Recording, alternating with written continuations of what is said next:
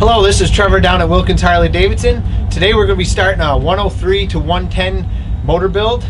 I'm excited, I think the customer's excited, and I hope you're excited. So let's get this journey on the road.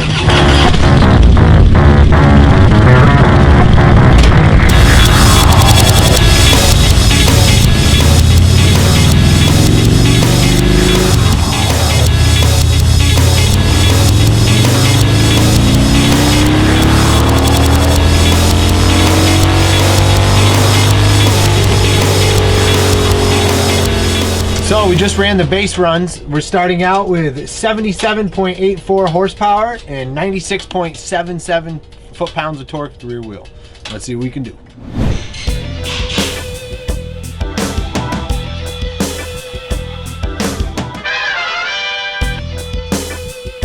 Now we got the motor completely torn out, or torn apart. Now we're gonna replace your inner cam bearings. We're actually going to be replacing with a Screaming Eagle bearing, which is considered a class 1 bearing because all the needles are exactly the same size, and there's more bearing surface compared to the original bearing, which is a class 3 bearing.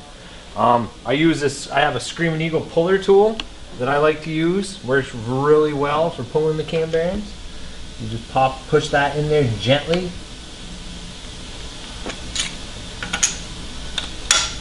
Get a little snap. Push that in there, put your tube over the top.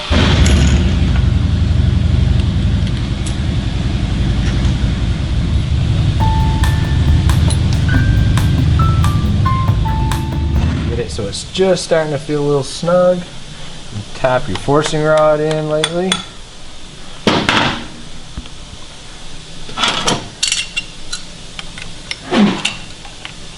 And it should come nice and smooth. You should never really have to force it.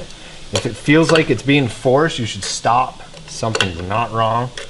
You do not want that cage to come apart, because if the cage comes apart inside the case, those little needles could fall inside the crank case, and then you got to take the motor completely out and split the cases. Special tools make your job easier, so you should never have to really force it. Beautiful. Bearings out. Get rid of the old bearings. Get our new bearing. This tool works very well too, because it actually has a shoulder, so you don't have to measure with this one, and it works for the inch bearings and the 3/4 inch bearings.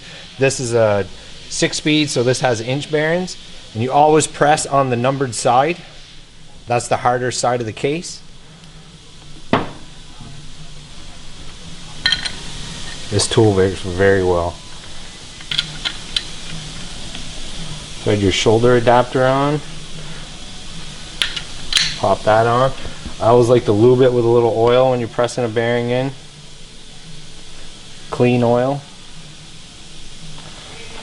Just push your plate up there. Now it's in.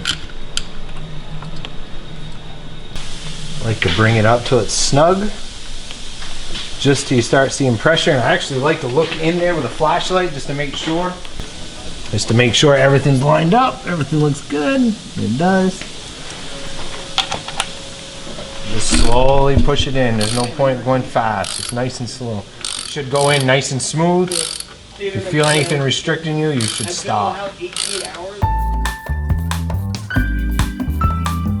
And there's a shoulder on there, so once again, you just go till it stops. Right there. So now you know it's seated. And that's installing your inner cam bearings.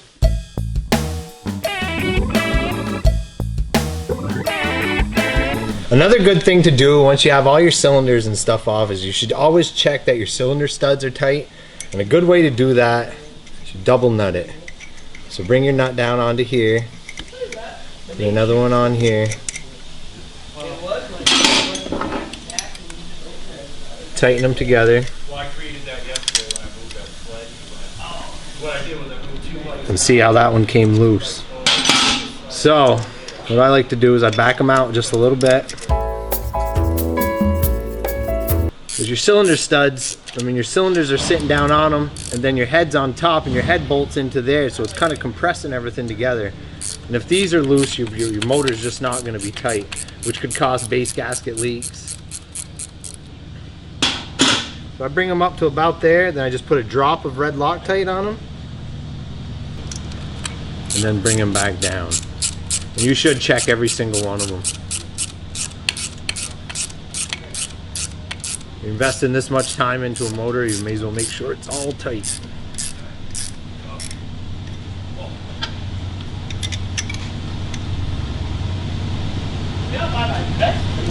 And that's it. And it's also smart to always, anytime you have anything off here, you should always pack your crank with some, you know, some rags or some paper towels or something. Because it's not a fun thing if you take one of these off and it accidentally drops into there and you can't get it, because then you guess what you got to do? You got to split the cases.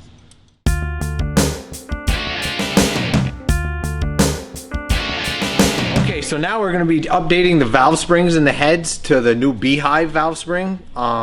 Anything over a 0.556 lift, Harley-Davidson recommends upgrading the valve springs.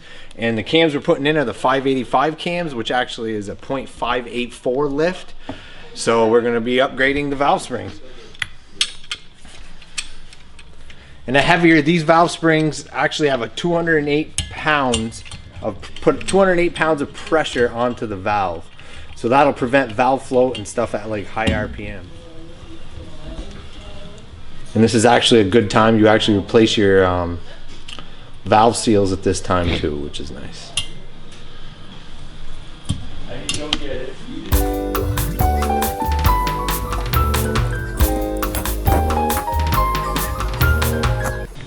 You can actually see the difference. This being the stock valve spring and this being the new Beehive.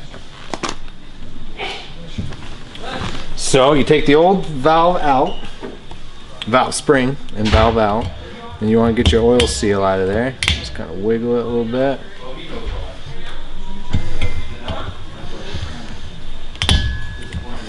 Pull it right off. That's your valve seal.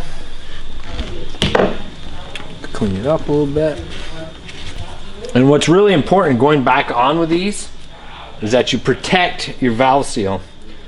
So you get these little pieces of plastic. You slide your valve back up inside. And you got these little splines. If you don't use this, putting the new valve seal on, pushing it over could cut it, and then you're going to end up burning oil. We don't want that in our new motor. So we're going to slide that little thing on there to protect this seal. You got your new valve seal. Never reuse valve seals. Just press it over, push down, and that'll hold it. Remove that, and that'll hold your valve in place. Take the new valve spring on there, your new keepers, your holder. We're gonna have to open this right up to get on this new one. Push it on, make sure that's on there. It's sitting nice in the middle of the valve.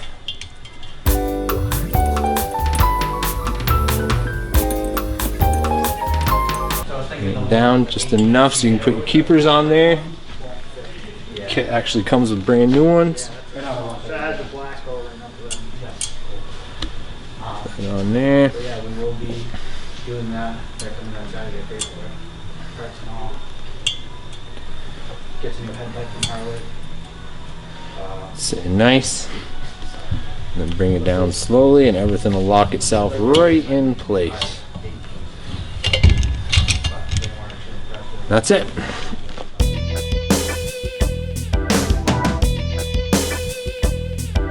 Okay, so now we're gonna go over what I feel is a very important measurement, which is your piston ring end gap.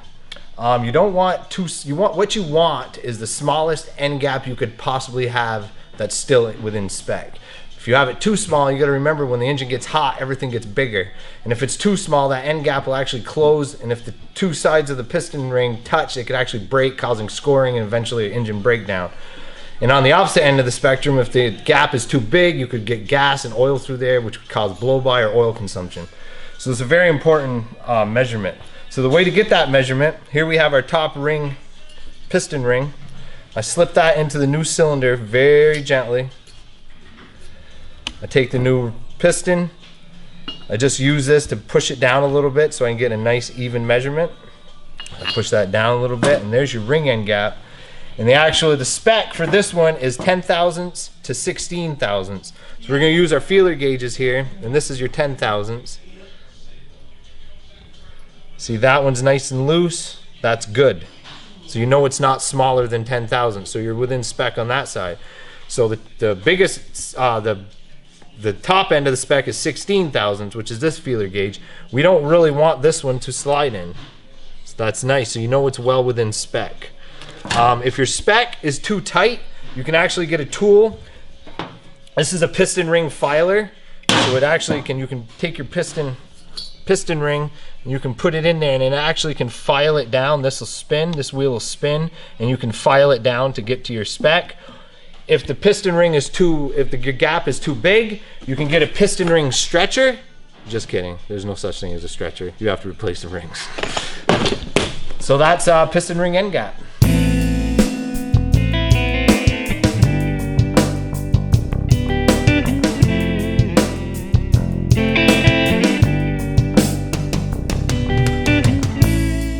Okay, now we have the cam chest all back in there, all the new cams in, everything pre-lubed. We're gonna go over sprocket alignment. Sprocket alignment is very important. You want everything aligned as much as possible so it's not putting any stress on the motor. So what you're gonna do here, I always start with the original spacer, which I'll show you. That's the spacer right there. So I always start with whatever's in there. You should always do this when you're changing a cam or any kind of internal components. Recheck it. You get a special tool to lock it in there. Put your sprocket retention bolts back in, and these you should always change. We're going to use the old ones right now. We'll put the new ones in when we have our alignment. And on the crank side, you're going to want to actually take the old washer away, just throw it away. You're going to have to get a small washer because you're going to be measuring across the surfaces of the sprockets. We're going to put those in there. We're going to torque the top one to 25 foot-pounds. 35 on the top, my bad. And you will need the lock tool to hold the sprockets.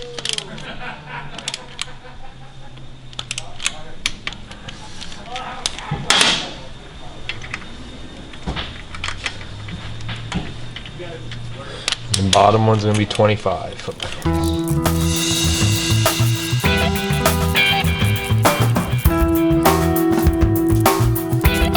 Your sprocket tension tool. So you're just going to want to get a straight edge, and what we're going to do is we're going to measure from here across.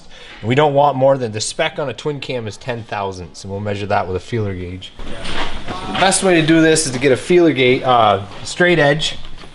I bring it on here and I slide it across.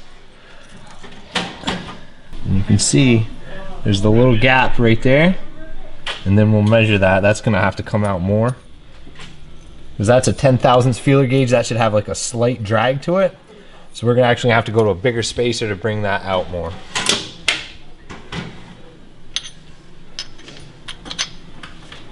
So I'll just remove the top sprocket, cam side. And while you're doing this is actually a good time to get you start getting your timing. So you can get your crank pointed to where you need it to be here. You see those two dots, those will be lining up.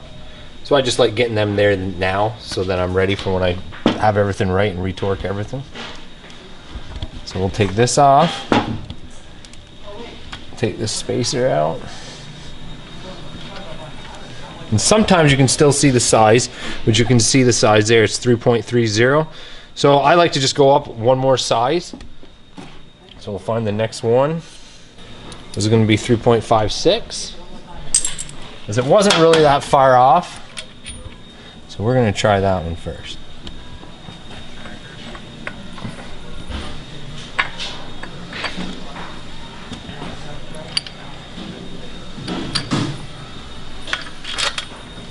Retorque it.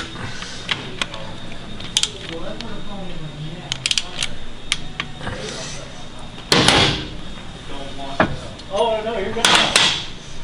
Slide that up, hold that there. Actually, that is right on now. That's right on. It's right perfectly aligned.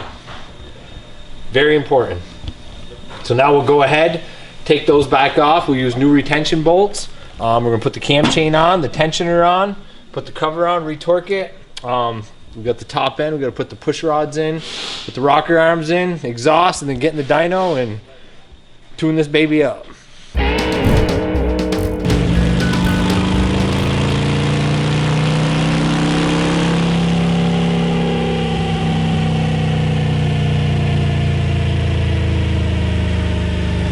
See, what I'm trying to achieve right now is 13.1 all the way across. And you can see this is the 100% on the front cylinder, how beautiful and straight that line is.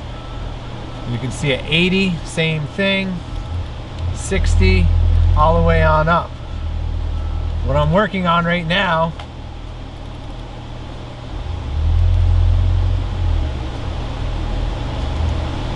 is just getting this is a little rich at the 100% throttle position. So I'm going to adjust that and bring that line up to there. And same with the 80% throttle. I'm going to adjust that and bring that line up there. Then we should be all set.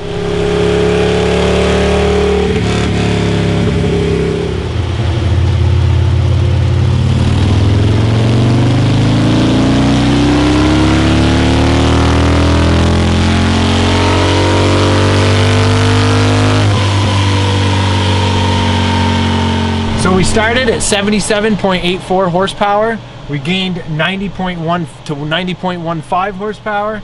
The torque was 96.77, and now it's at 114.70, which I think he's gonna feel that.